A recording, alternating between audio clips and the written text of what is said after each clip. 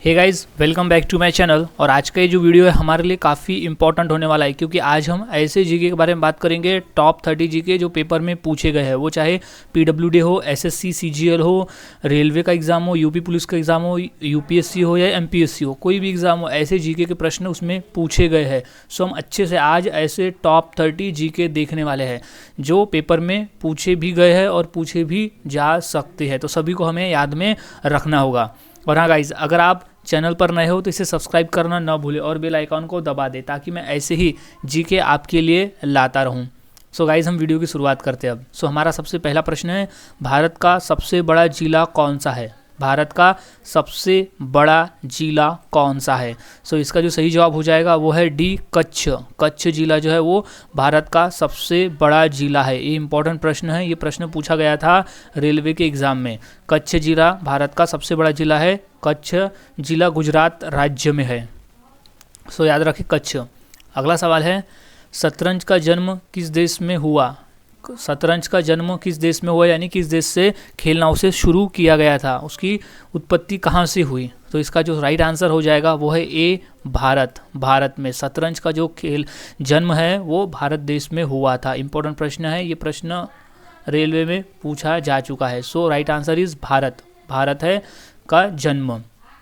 अगला सवाल है, इंद्रधनुष में कितने रंग होते हैं?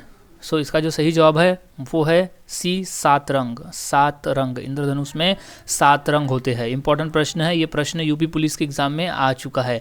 सो इंद्रधनुष में 7 रंग होते हैं। अगला सवाल है, सूर्य के चारों ओर घूमने वाले खगोलीय पिंड क्या कहलाते हैं? सूर्य के चारों ओर घूमने वाले खगोलीय पिंड क्या कहलाते हैं? सो इंपॉर्टेंट प्रश्न गाइज, ये प्रश्न रेलवे में आ चुका है। सो वो खगोलीय पिंड को हम कहते हैं ग्रह। ग्रह कहते हैं उन्हें। जो ग्रह है जो सूर्य के चारों ओर चक्कर लगाते हैं, जितनी भी चीज़ें सूर्य के चारों ओर चक्कर लगाते हैं उन्हें हम ग्रह कहते हैं। ऐसे खगोलीय पिंड को हम ग्रह कहते हैं। सो याद में रखें, उन्हें ग्रह कहा जाता है।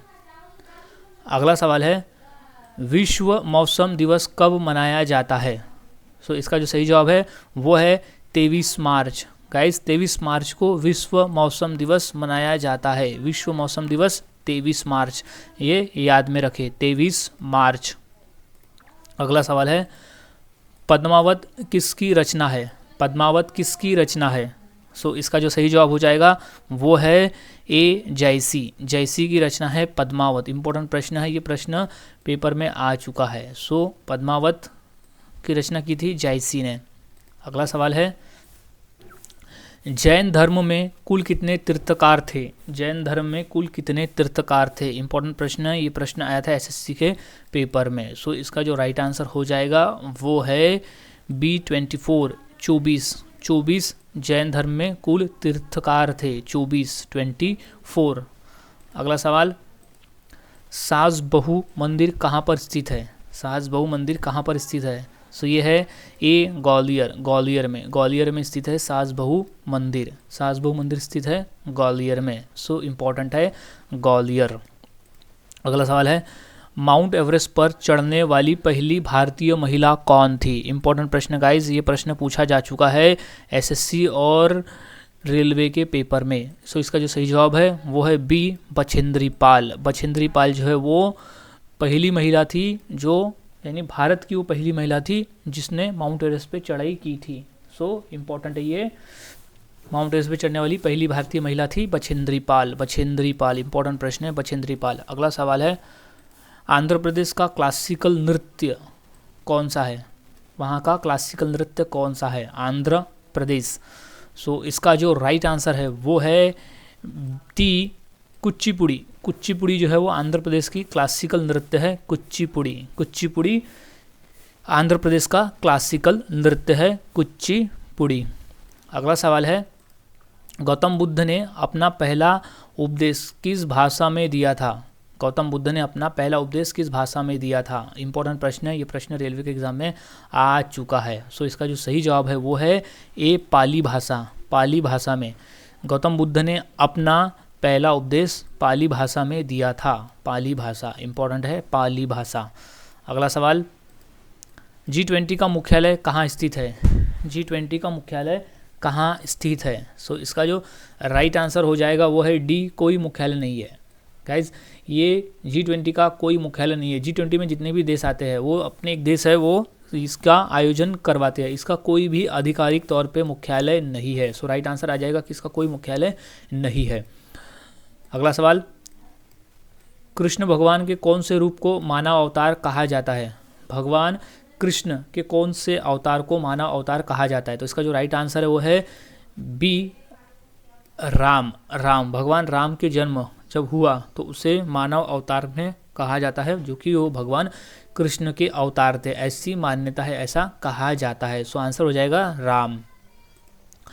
अगला सवाल है, स्वतंत्र भारत के पहले भारतीय गवर्नर कौन थे? इंपॉर्टेंट प्रश्न गाइज, ये 2 बार रेलवे में और 1 बार SSC के पेपर में पूछा जा चुका है कि स्वतंत्र भारत के पहले भारतीय गवर्नर कौन थे। इंपॉर्टेंट प्रश्न याद में रखना है। तो इसका जो सही जवाब हो जाएगा वो है डी, चक्रवर्ती राजगोपालाचारी। स्वतंत्र भारत के पहले भारतीय गवर्नर जो थे वो थे चक्रवर्ती राजगोपालाचारी। अगला सवाल है, मेघनाद का दूसरा नाम क्या था? इंपॉर्टेंट प्रश्न है ये, और इसका जो सही जवाब है वो है ए, इंद्रजीत। मेघनाद को इसलिए कहा जाता था क्योंकि उन्हें इंद्रियों पर जीत हासिल की थी, और मेघनाद इसे कहा था क्योंकि उसने मेघों को अपने वश में किया था, यानी जो बादल को उसने अपने वश में किया था, इसलिए उसे मेघनाद कहा जाता था। और इंद्र पे भी उसने जीत हासिल की थी, इंद्र देवता पे उसने जीत हासिल की थी, इसलिए उसे इंद्रजीत भी कहा जाता है। इंद्र यानी इंद्र भगवान, जीत यानी उसमें जीता था, इसलिए इंद्रजीत। इंपॉर्टेंट प्रश्न है ये, प्रश्न पूछा जा सकता है। अगला सवाल है, तितली उपन्यास के लेखक कौन है? सो सही जवाब है जयशंकर प्रसाद जो है वो तितली उपन्यास के लेखक है। इंपॉर्टेंट प्रश्न है, तितली उपन्यास के लेखक है जयशंकर प्रसाद। इंपॉर्टेंट प्रश्न है ये, याद में रखना है कि जयशंकर प्रसाद जो है वो तितली उपन्यास के लेखक है। जयशंकर प्रसाद तितली उपन्यास के लेखक है। गाइज इंपॉर्टेंट प्रश्न है, इसे याद में रखें। अगला सवाल है, भारत का प्रथम महिला विश्वविद्यालय कहाँ स्थापित हुआ? सो इसका जो राइट आंसर हो जाएगा वो है बी, मुंबई में। भारत का प्रथम महिला विश्वविद्यालय मुंबई में स्थापित हुआ था, मुंबई में। इंपॉर्टेंट प्रश्न है ये, रेलवे के पेपर में आ चुका है। सो मुंबई, भारत का प्रथम महिला विश्वविद्यालय स्थापित है मुंबई में। सो याद रखें मुंबई। अगला सवाल है, ऋग्वेद में सबसे पवित्र नदी किसे कहा गया है? किसे कहा गया है? सो इंपॉर्टेंट प्रश्न है ये है बी आंसर, सरस्वती नदी को सबसे पवित्र नदी कहा गया है ऋग्वेदों में।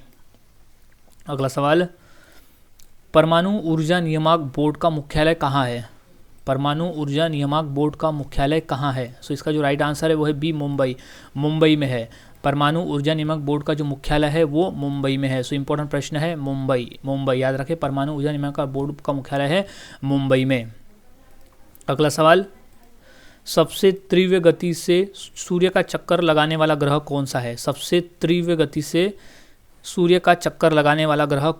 सो इसका जो सही जवाब है वो है डी, बुध ग्रह जो है वो सबसे तीव्र गति से सूर्य का चक्कर लगाता है, यानी सबसे तेजी से इस सूर्य की परिक्रमाओं पूरी करता है। और एक फैक्ट है कि जो बुध ग्रह है वो सबसे नज़दीक वाला ग्रह है, सूर्य के सबसे नज़दीक वाला ग्रह है बुध ग्रह, और वो सबसे तेज चक्कर लगाता है। इंपॉर्टेंट प्रश्न है, ये प्रश्न रेलवे के एग्ज़ाम में आ चुका है, ये प्रश्न आया था रेलवे के एग्ज़ाम में। सो इसे याद में रखें। अगला सवाल है, कृष्ण भगवान का विवाह किसके साथ हुआ था? सो इसका राइट आंसर है सी, रुक्मणी से हुआ था। भगवान श्री कृष्ण का विवाह रुक्मणी के साथ हुआ था। सो याद रखें, उनकी जो पत्नी का नाम था रुक्मणी। अगला सवाल, सिंधु घाटी सभ्यता के लोगों का मुख्य व्यवसाय क्या था? सही जवाब है ए, व्यापार। वो व्यापार करते थे। सो राइट आंसर इज व्यापार। सिंधु घाटी सभ्यता के लोगों का मुख्य व्यवसाय था व्यापार करना, बिजनेस करना। अगला सवाल, दुनिया का सबसे बड़ा देश कौन सा है? इंपॉर्टेंट प्रश्न गाइस, बहुत बेसिक प्रश्न है, लेकिन ये प्रश्न एसएससी में और आरआरबी में पूछा जा चुका है कि दुनिया का सबसे बड़ा देश कौन सा है। यहाँ क्षेत्रफल की दृष्टि से बात हो रही है, तो क्षेत्रफल की दृष्टि से में पृथ्वी पर जितने भी देश मौजूद है उसमें से सबसे बड़ा जो देश है वो है रूस। बी आंसर हो जाएगा रूस। दुनिया का सबसे बड़ा देश क्षेत्रफल की दृष्टि से रूस है। और जनसंख्या की दृष्टि से बात करें तो भारत सबसे बड़ा देश है जनसंख्या के माध्यम से, क्योंकि भारत में सबसे ज़्यादा जनसंख्या है, और रूस जो है वो है क्षेत्रफल की दृष्टि से सबसे बड़ा देश। अगला सवाल, राजस्थान की मूल भाषा कौन सी है? राजस्थान में कौन सी भाषा सबसे ज़्यादा बोली जाती है? तो इसका जो सही जवाब हो जाएगा वो है ऑप्शन ए मारवाड़ी। मारवाड़ी भाषा जो है वो सबसे ज़्यादा बोली जाती है। मारवाड़ी भाषा जो है वो राजस्थान की मूल भाषा है, मारवाड़ी।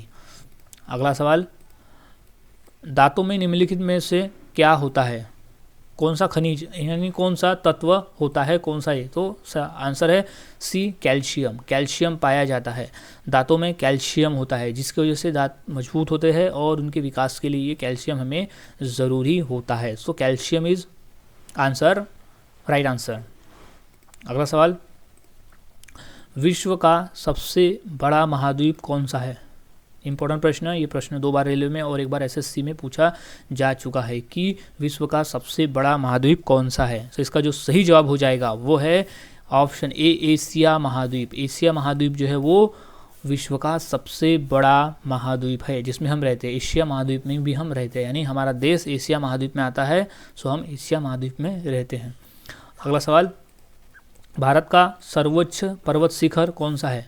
भारत का सर्वोच्च पर्वत शिखर कौन सा है? इंपॉर्टेंट प्रश्न है, ये प्रश्न रेलवे में 2 बार पूछा जा चुका है, सो याद में रखें। सो इसका जो राइट आंसर हो जाएगा वो है गांडविन ऑस्टिन। गांडविन ऑस्टिन जो है वो भारत का सर्वोच्च पर्वत शिखर है। इंपॉर्टेंट है, ये ध्यान में रखें।